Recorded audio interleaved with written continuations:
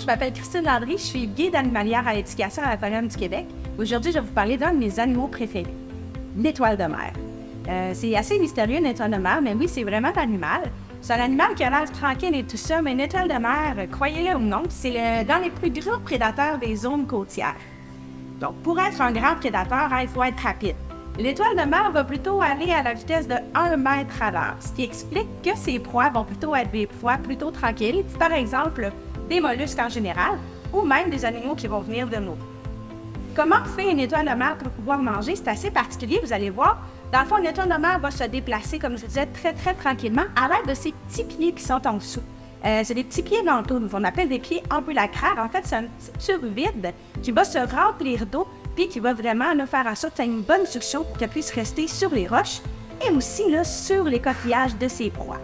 Donc, le système hydraulique, la force de l'étoile de mer va faire que malgré qu'elle va tirer sur les coquillages de ses proies, elle ne va jamais se fatiguer, contrairement à une moule qui est un muscle qui va se fatiguer. Un coup que le muscle de la moule va avoir été fatigué, qu'est-ce que l'étoile va faire? Vous allez voir, c'est pas très chic, mais c'est pratique.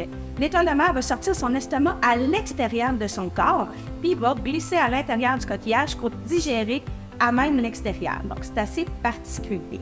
À proprement dit, l'étoile de mer ne va pas voir ses proies parce qu'elle n'a pas d'yeux. Elle va avoir une ocelle au bout de chacun de ses bras, en fait, qui va nous faire voir la lumière. Elle va être capable de faire la différence entre le jour et la nuit et curieusement, elles vont chasser plutôt la nuit.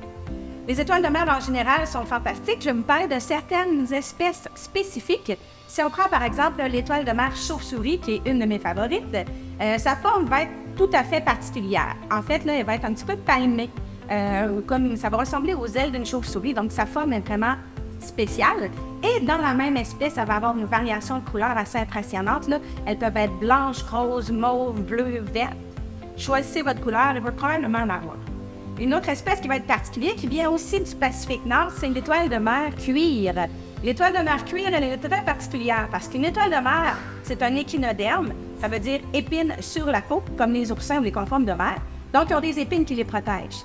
Une étoile de mer cuir n'a pas d'épines, elle va plutôt être douce au toucher, mais pour se défendre, elle va dégager une odeur assez nauséabonde. Ça ressemble un peu à un mélange d'ail et de moufette, beaucoup moins fort que la moufette par contre.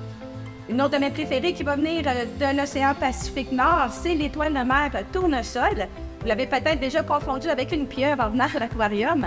En fait, c'est une étoile de mer qui, comme les autres, va avoir 5 bras au début, au stade juvénile, mais en grandissant, au lieu de grandir en homothétie, c'est-à-dire en grandissant la même forme mais plus gros, elle va vraiment avoir jusqu'à 24 bras. Donc, elle va grandir et ajouter des bras à 5 corps. 24 bras, une étoile de mer, c'est assez phénoménal. Ça va aller jusqu'à 1 mètre de diamètre. Puis, elle va aussi avoir une vitesse beaucoup plus rapide. Elle va faire 1,6 mètres à la minute. Ça, c'est parce qu'elle va avoir beaucoup de petits pieds pour se déplacer en dessous.